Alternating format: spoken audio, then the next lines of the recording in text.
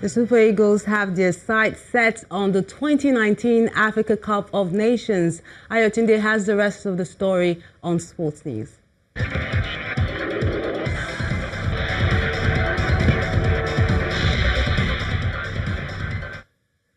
Yes, indeed, Melinda. Interesting times for the Super Eagles, who have qualified for next year's African Cup of Nations after playing a 1-0 draw with South Africa's Bafana in Johannesburg.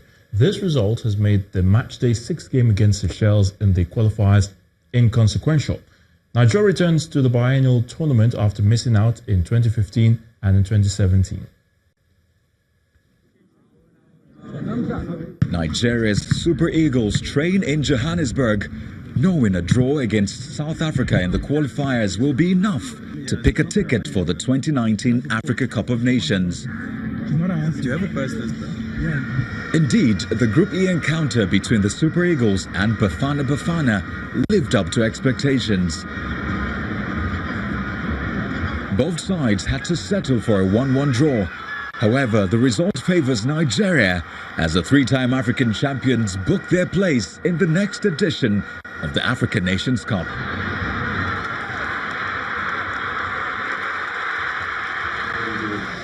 For our team, the most important was to play this match like a final, knowing that the draw is already victory.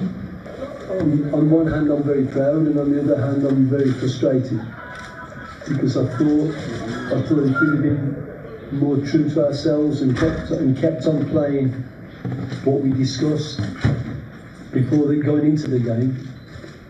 Then I think we could have knocked them over. Nigerian fans are pleased with this outcome.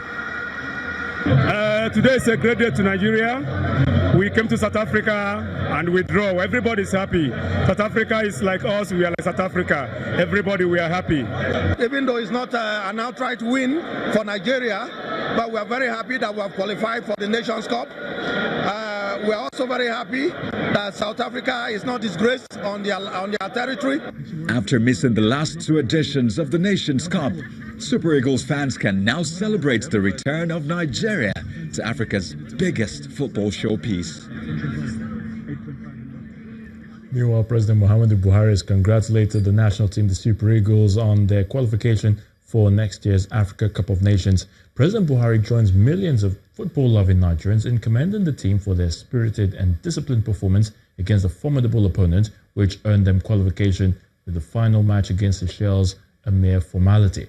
Having keenly followed the senior national football team's progress in the qualifying stages, the president is enthused by their confidence, sense of patriotism and professionalism, and commends these attributes to other Nigerians. He equally commends the coaching crew, the Nigeria Football Federation, and the supporters club, especially Nigerians residing in South Africa, who turned out in large numbers to cheer the players. Away from the Super Eagles, England's 3 Lions intensified training ahead of their UEFA Nations League match against World Cup finalist Croatia. The 2 sides are due to play at Wembley Stadium tomorrow in a rematch of their World Cup semi-final, which Croatia won 2-1. England will go into the game high on confidence following an impressive 3-2 win in Spain in October and a 3-0 friendly defeat of the United States. The winners of the game will qualify for the Nations League semi-finals, while the losers will be relegated to League B. And that's a wrap on Sports News. I'm Ayotunde Balogun. The news at 10 continues shortly.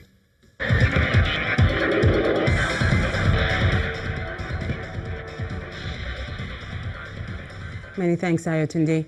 At least 1 person has died in France after emotions ran high as demonstrators angry at rising fuel prices disrupted traffic across the country.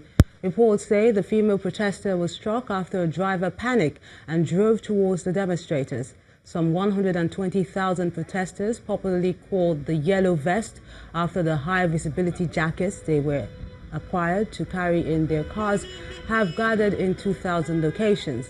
They accuse President Emmanuel Macron of abandoning what they refer to as the little people. This comes after Mr. Macron admitted this week that he had not really managed to mend fences between the French people and their leaders. The CIA believes that the Saudi Crown Prince Mohammed bin Salman ordered the murder of journalist Jamal Khashoggi. According to the United States media report, sources close to the agency said it had examined the evidence in detail. Now, although there is no smoking gun, U.S. officials think such an operation will need the royal seal. Following weeks of conflicting reports and investigations, the U.S. media reports that the CIA believes the murder of journalist Jamal Khashoggi was ordered by the Saudi Crown Prince Mohammed bin Salman. The report contradicts the Saudi government's claims that the Crown Prince was not involved in the killing. Absolutely. His Royal Highness the Crown Prince has nothing to do with this issue.